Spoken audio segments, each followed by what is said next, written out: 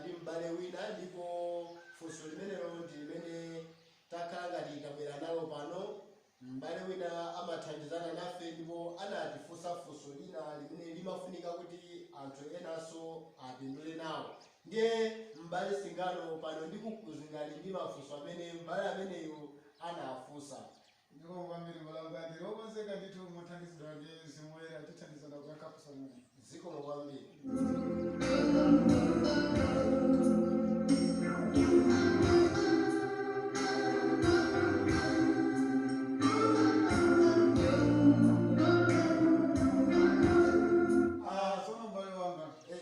Funso limeneli likukamba kuti bwanji kwenikweni. Funso limeneli ndilonena kuti kumbali ya za maleredwe. Ya m'bale akufunsa kuti kodi kulera kapena kuseka ubereki ndiko kololedwa motengera Baibulo. Kololedwa limene iye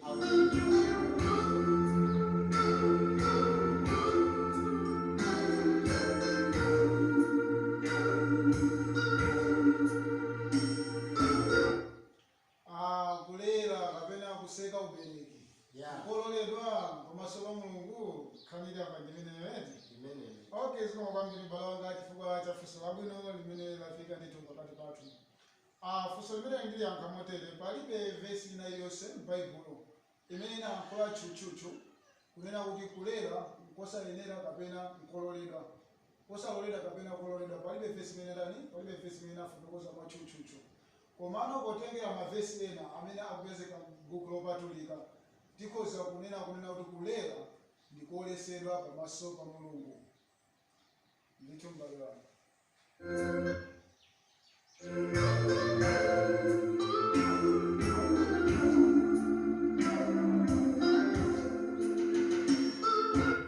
mukanena kuti molingana ndi mavesi ena zikutanthauza kuti ndiye kuti tikuyerenga mutithandize kuchokera mavesiwo. Ndiye ndikukhulupirira kuti ine ndi anthu amene tikumvera takonzeka kufuna tiziwe kuti kodi mavesi amene mukuwane nawo ndiwo ati. Ndifuna ndifotokoze kwambiri kuti mundisati ndiyambe ndikufotokoza kuti kodi ana chiyani. Ana ni mphaso kapena neti ndi mdaliso umene umakhala uchokera kwa Mulungu. Andimvese? Ana ndi mdaliso umene umachokera kwa Mulungu. Genesis 49 verse 25. Ndi Masalimo 127 verse ya 3. Ndipo ndiso Yeremiya 1 verse ya 5. Mukawerenga mavesi amene mupeza kunena kuti ana ni mphaso yochokera kwa Yehova, ni mdaliso wa Yehova. Zimene zikusonyeza kunena kuti ngati tapanga njira yakulera ija, ngati takana ana ifama khanga pete tukana ana, ngati takana ana ndiye kuti takana chani, takana mdaliso wochokera kwa Yehova. Ifama kunena kuti ndikoletsedwa.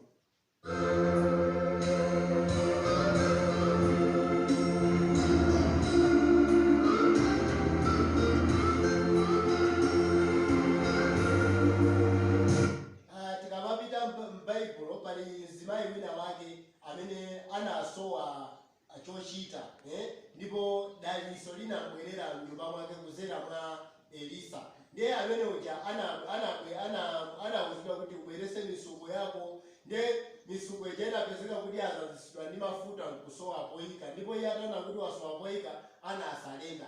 Ndiye ana ndi daliso ndithu limene mukunenera, koma anawo amafunika chisamaliro, amafuna zinthu zambiri. Kodi ndiye kuti Mulungu sangatilole kuwayimisa kuwasalenda madaliso ngati amene wa.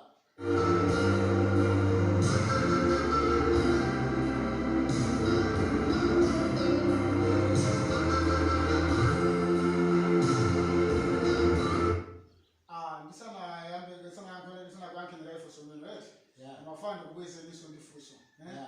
Kuti mafoto zona kuti sikotheka kunena kuti tilese daliso mene utuyimike tupange stop sidocho. Mungandiuze kuti unozifuka zikapo kaziwiri kazimozi kazitatu zimene mukuona kuti anthu amatha kulesa daliso wambiri, amatha kusekesa kapena amatha kutenga kulera zifuka zake. Mungandiuze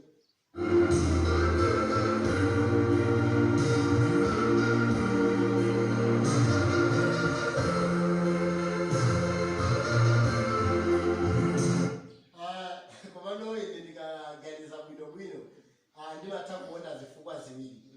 Kali chifukwa choyamba ndicho tinene kuti chisankho chabe. Anthu amatha kungosankha kuti ineyo apa basi ana anga athera pati kapena pamemba kapena ineyo ndizibereka after zaka 5 kapena 6. Komanso chifukwa china ndicho kuti mavuto modengera ndi mavuto ena mwina mavuto azachuma kapena so mwina mavuto woti mwina umoyo wa munthu amaisuli bwino amathaso kusekesa. Ndiye zifukwa zake ndimene ndikuziona ndi ziwiri zinditu.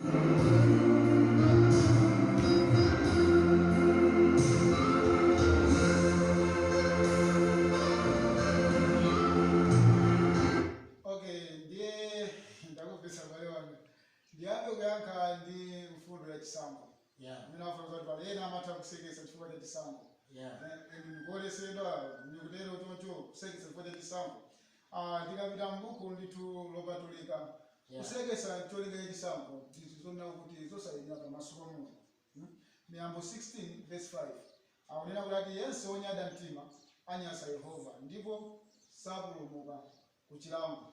Mavisa zimene kutanthauza kunena kuti ifa kusekesa kuja chifukwa chongonyada palena ali ndi mwayi akhoza kukhala ndi ana 5 or 6 ukafa atazipita ku sukulu anaphunzira kwambiri momwe akuziva kuti wode ndiwo amatona khala ndi mwana mmodzi yekha zosatira zake amapita kuchipatala ukatenga njira zina zake zakulera paliza kwa mkono zolemera zija pali zina zapilipili pali zina zamapilisi ena mabaisa kuti achitolinga kuti asataniso asatengeso mwana mwayi Mulungu anapasa mphaso nadaliso yedu kwapasa soda mphaso yachaniso yachuma chotakhoza kusamalira nacho koma ifo chonyada amatha kukanga kususana ndi daliso wandani kwa Mulungu ndi akuti Mulungu sadani sakondwera ndi anthu ngati amene achawo ndiye ngati apangira chisankho amene m'bale wanga kwa Mulungu chawo kulibeko apanga chinthu satani chosamusangalatsa mufa apanga kunyada komanso pandani komanso pa Mulungu zimene zizolesera m'buku la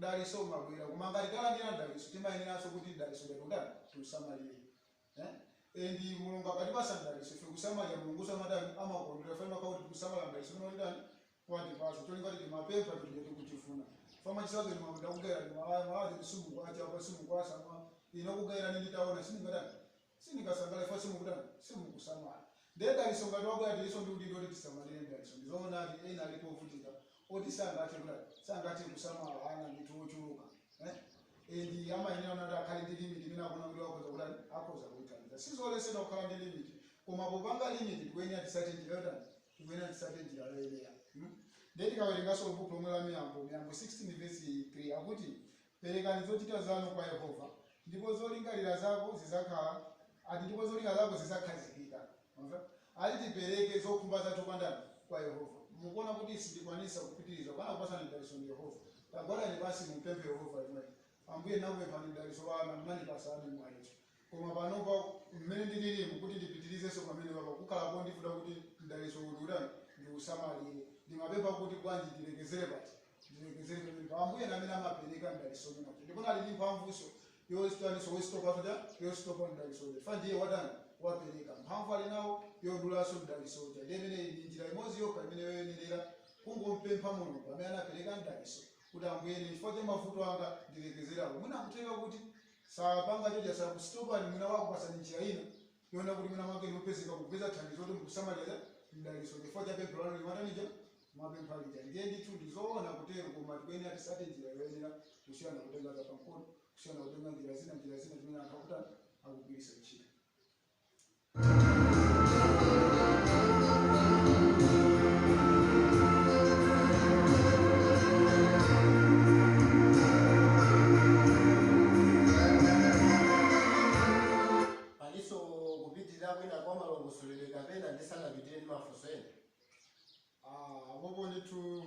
Kumbali amene munafusira njira ziwiri zimene ndafotokoza ndito palibezo kuti ndingapitirize ndito koma mudakaona mafasa muwerenge ndito mavesi ndaperekawo makamaka miyambo ndapereka miyambo 16:3 mumva pakufotokoza maso miyambo yomwe 16:5 akufotokozaso zokhuzana ndito katifuso limene mudakaona mafasira mwene nthawi mumvesa ndito bwino ndafotokoza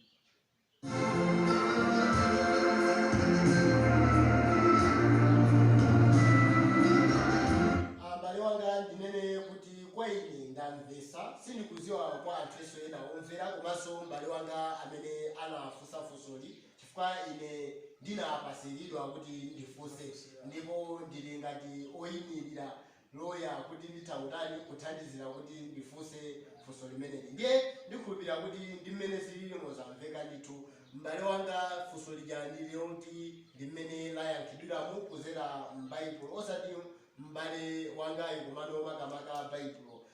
Komabe m'bale wanga tisanasiyane mwina palinso malangizo ena apadera amene mungathe kulangiza anthu amene akutimvera kuti mwina mwake atha mwina mwake kusankha njira zina kapena kutani sindikudziwa kuti munganene chani makamaka.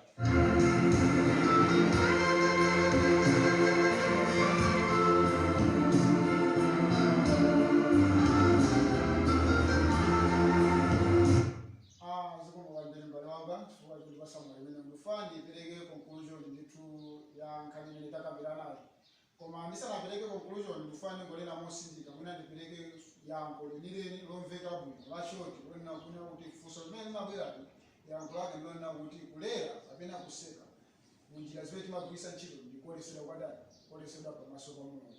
Ndiyankhe choncho momveka bwino kuti mwinanso abale amafunsa linanso amene amakhanga kuti akuvutika ndi funso limene aziwe. Komabe ndipanga ngati conclusion fa baibulo limayankhula pa zinthu zina pali zinthu zina zonena kuti m'baibulo muja sizinalembedwe koma ndizimene zingatithandizire kwa ife amene tikufuna tikalowe ufumu wakuti ufumu wakumwamba imene zingatithandizire kuti tikalowe ufumu wakumwamba koma m'baibulo musanatani sanalembe. Ndiye kuli vesi ndithu m'baibulo muja analemba yonena kuti tizisatira kuti tizikhala ngati kuti tikatani tikalowe ufumu wakumwamba tisanaziziwenso zimene m'baibulo anatani analemba. Tikawerenga buku la Aroma 14:23 akunena kuti chinthu chimene uchita opanda chikhulupiriro mwina chinthu chimene tikuchita chochikayikira tikapanga chinthu tikuchikayikira chimakhala kuti chinthu choti chani ndi tchimo.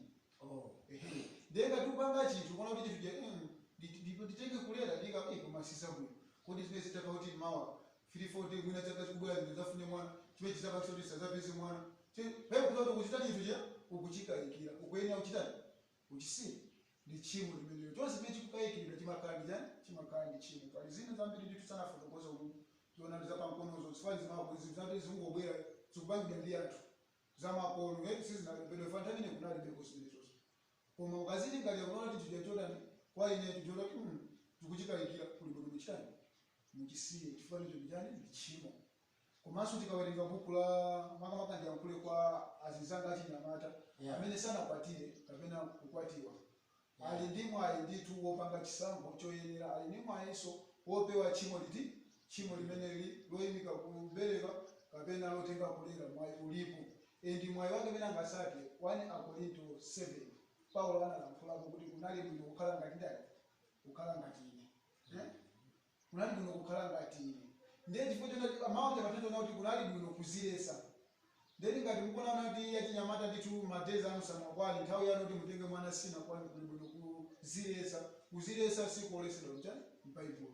Ndi kuzilesa ndikovomerezeka pamaso pa ndani pamaso pa Mulungu. Ngati mwazindikira kuti zilesa chinyamata kufikira itakwana nthawi imene tikuona kuti takonzeka kukhala mbanja chifukwa tikazilesa kufikira nthawi imene ndiye kuti sitizagwiritsanso ntchito njira izizi zosekesa kapena zolera chifukwa tizalandira chinthu chijandaliso tizaulandira nthawi itakwana. Fasi mapangisanso nthawi zambiri kuchosa mimba ija kapena kulera kapena kutakika chapako chimana kuti nthawi yanga sinakwana koma njira yabwino ndiye kuzilesa mpaka nthawi itakwana. Ndithu pale pambale ndilekezeke pamenepa akalolanso Mulungu zabwereso siku lina ndiponso lina ngati lingakale apezeka. Komanso mbale ingati sanamvese mene apaliso mfundo ine yona kuchekera pamenepa akozanso ndithu kutumiza funsolo zakhalanso ngati tikambiranaso kwamveranso ina amene akumvera ngati sanamvese mene apake akozanso kutani kubwerezanso funsolo kapena mapesi kwakuaponyanso ngati zathandiza naso kwalero kumatilekezeke pamenepa.